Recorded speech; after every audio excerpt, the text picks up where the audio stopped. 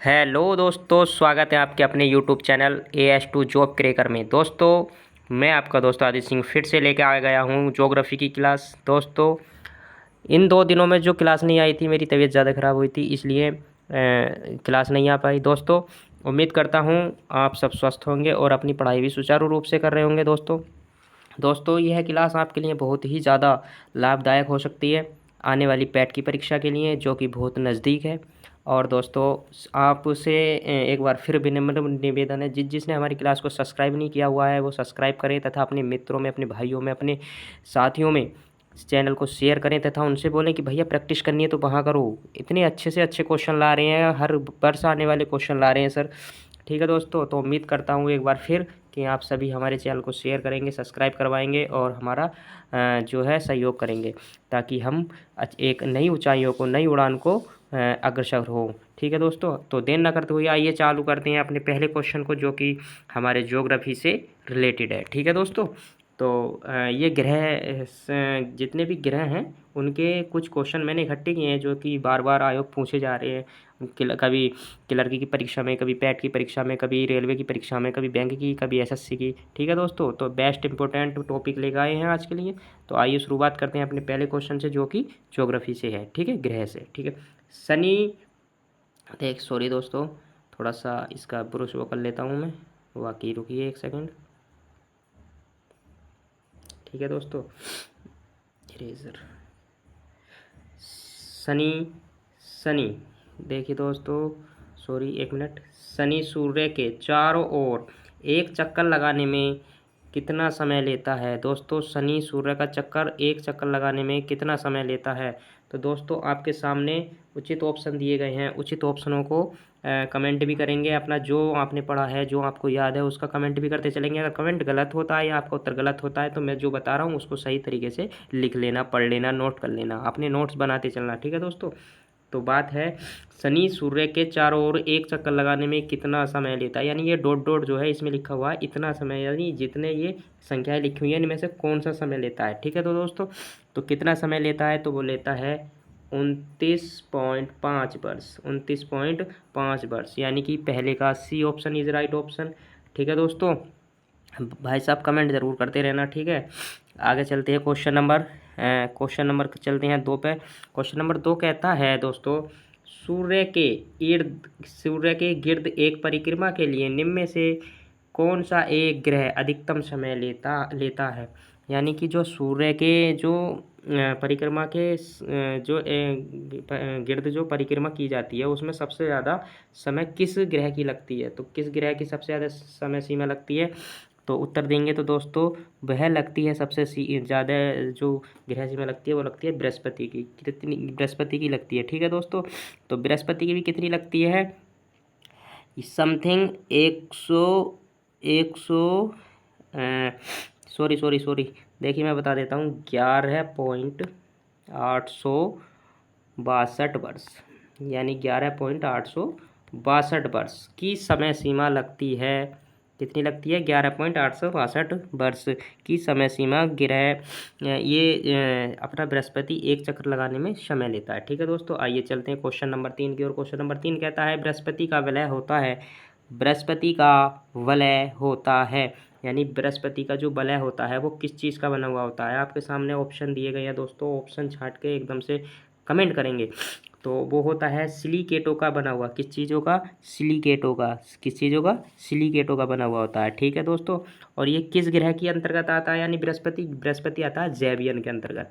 जैवियन एक समूह है, उसके अंतर्गत आता है। ठीक है दोस्तों, आपने पढ़ा होगा जैवियन वलय, जैवियन वलय यानी जितने भी वलय वाले होते हैं वो जैवियन ग्रह कहलाते हैं। ठीक है दोस्तों, आइए चलते क्वेश्चन नंबर 4 की ओर। 4 कहता है, निम्नलिखित में से कौन से ग्रह के सर्वाधिक प्राकृतिक उपग्रह अथवा चंद्र हैं?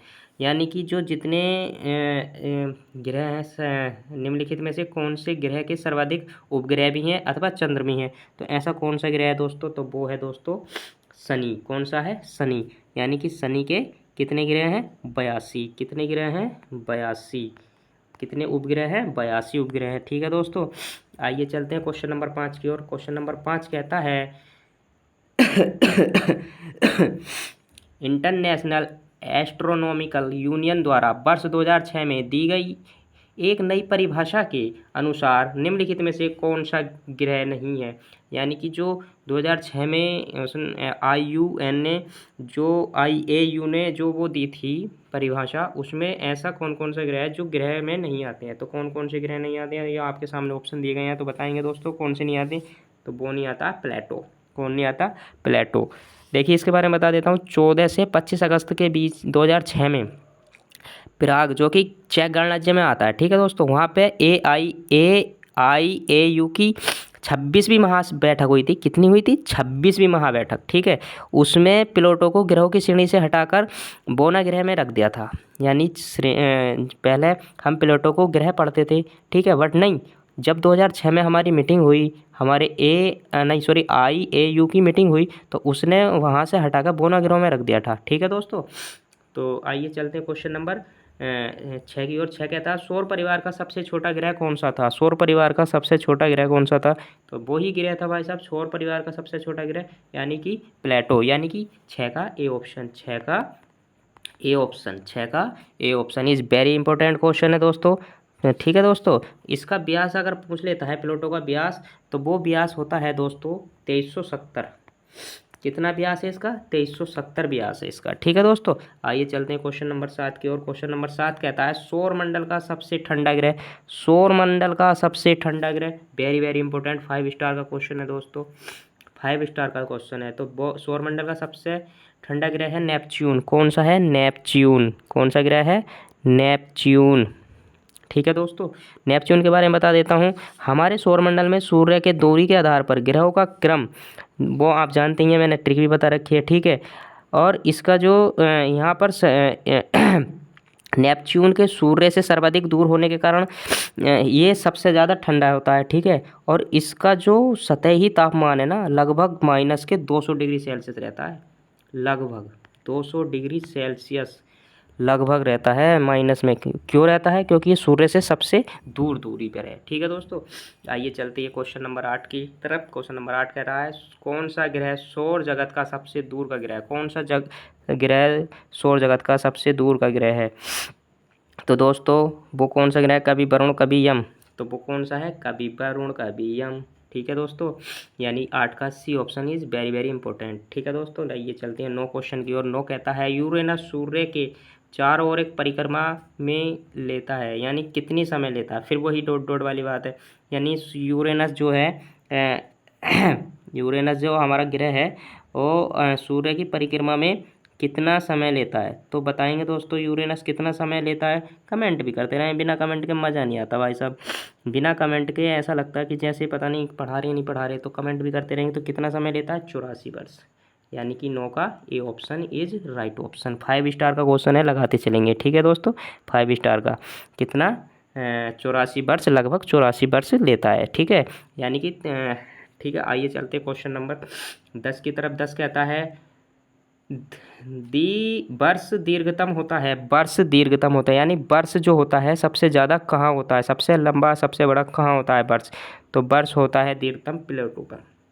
कहाँ होता है? प्लेटो पर, प्लूटो पर। प्लूटो एक ग्रह है, वहाँ पर वर्ष सबसे अधिक लंबा होता है, ठीक है दोस्तों। दीर्घ यानी लंबा, दूर ज़्यादा, ऐसा करके कह दीजिए, ठीक है। यानी कि 10 का A option is right option. आइए चलते हैं क्वेश्चन नंबर 11 की ओर। क्वेश्चन नंबर 11 कहता है सूर्य की परिक्रमा में कौन सा ग्रह सर्वाधिक समय लेता है? सूर्य की परिक्रमा में सर्वाधिक समय लेता है। जब भाई दूर होगा तो दूर की चीज़ तो भाई देर में ही घूमेगी, ठीक है, समय लेगी वो तो सबसे दूर कौन है हमारा ग्रह? प्लूटो। और प्लूटो जब भाई दूर है तो ज़्यादा ही समय लेगा, सर्वाधिक समय लेगा, तो प्लूटो ही हमारा सही आंसर है, यानी कि 11 का D answer is right answer, ठीक है। तो दोस्तों आइए चलते हैं क्वेश्चन नंबर 12 की ओर। क्वेश्चन नंबर 12 कहता है किस ग्रह के चारों ओर बलें हैं? भाई साहब वेरी वेरी इंपॉर्टेंट, 5 स्टार का क्वेश्चन है। किस ग्रह के चारों ओर बलें हैं? वेरी वेरी इंपॉर्टेंट है दोस्तों, वेरी वेरी, ठीक है। कहीं से कहीं तक ऐसे क्वेश्चन मिलने की संभावना ही नहीं है, कहीं से कहीं तक। कमेंट जरूर करते रहें। कमेंट का आपसे देखो, लाइक कमेंट इस चीज़ के लिए तो मैं कहता ही रहूँगा, इसके बिना तो हम कुछ भी नहीं है, ठीक है। सूर्य के बताएंगे इस क्वेश्चन का आंसर, कमेंट भी करेंगे। तो बताएंगे किस ग्रह के चारों ओर वलय हैं, किस ग्रह के चारों ओर वलय हैं। तो भाई साहब वलय का मतलब जानते हो, वो ऐसा करके गोल गोल जो दिखाई देती हैं, तो वो है शनि के, वो है शनि के, शनि के चारों ओर पास वलय हैं। ठीक है दोस्तों, किसके ओर पास हैं वलय, शनि के। ठीक है, वो गैसों की वलय होती हैं। ठीक है दोस्तों, आइए चलते हैं 13 क्वेश्चन की ओर। 13 क्वेश्चन कहता है, अपनी यात्रा के 7 वर्षों के बाद अंतरिक्ष यान कैसिनी ने जून 2004 में निम्नलिखित में किस ग्रह का चक्कर लगाना आरंभ किया था। यानी कि जो कैसिनी नामक ग्रह था, वो सॉरी अंतरिक्ष यान था, उसने जून 2004 में निम्न में किस ग्रह का चक्कर लगाना शुरू किया था। तो किस ग्रह का चक्कर लगाना शुरू किया था, तो वो किया था शनि का। किसका किया था, शनि का। अगर बात आ जाए कि शनि ग्रह की चक्कर किस अंतरिक्ष यान ने लगाया, तो वो बताएंगे हम कैसिनी, कैसिनी ने ही हमारे ग्रह का चक्कर लगाया था। ठीक है दोस्तों, आइए चलते हैं क्वेश्चन नंबर 14। क्वेश्चन नंबर 14 कहता है, शनि ग्रह, शनि ग्रह है, यानी कि शनि का तापमान पूछा है कैसा है, तो बताएंगे कैसा है शनि ग्रह। तो शनि ग्रह है भाई साहब नेपच्यून से गर्म।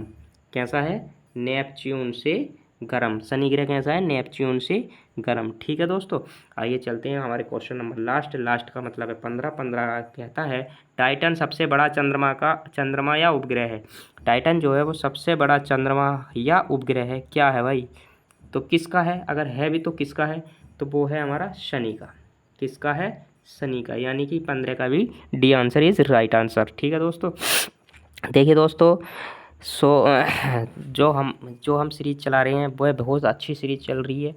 रोज़ 15 क्वेश्चनों की क्लास होती है, और ये क्वेश्चन कोई ऐसे क्वेश्चन नहीं है जो आपके किसी पेपर में न आए हों। कम से कम 5-5 6-6 पेपरों में एक एक क्वेश्चन आया हुआ है, इसीलिए आपके सामने लेके आए हैं। उम्मीद करता हूँ आपने सबने हमारा चैनल सब्सक्राइब करा होगा, जिसने नहीं किया होगा वो सब्सक्राइब करेंगे दोस्तों। आपका आभार तहे दिल से है। ठीक है दोस्तों, और एक बार फिर से चैनल को सब्सक्राइब करें, लाइक करें और कमेंट करें। थैंक यू दोस्तों, बहुत बहुत धन्यवाद, नमस्कार।